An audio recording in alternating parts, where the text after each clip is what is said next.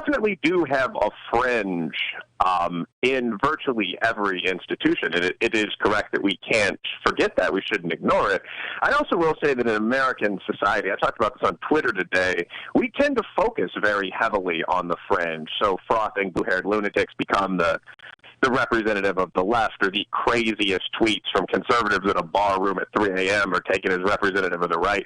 At any rate, at K-State, I at least have a pretty reasonable set of colleagues. So when I've traveled around the South speaking and so on, I found that to be pretty standard.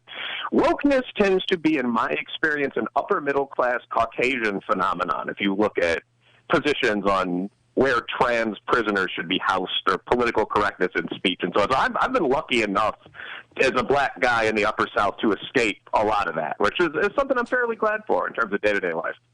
Very good. So now let's go to 1619, subject of your video. So the New York Times published this thing, which basically said, tell me if I have it correctly, and I have no issue with being corrected, that America was not really founded in 1776, but in 1619 when the first slaves came to the colonies, and it has been systemically racist ever since. We fought the American Revolution basically to keep slavery alive. Is that a fair synopsis?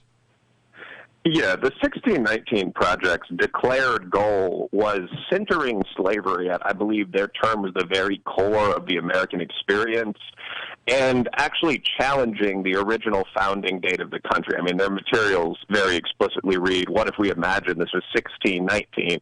That's the date the first slaves arrived, and not 1776. Reality is much more complex, of course, than 1619's interpretations. Which right, is, hold it there, please, Professor, because I must hold you there. Don't forget when we're talking about the complex reality as opposed to the 1619 Project. His video is up at PragerU.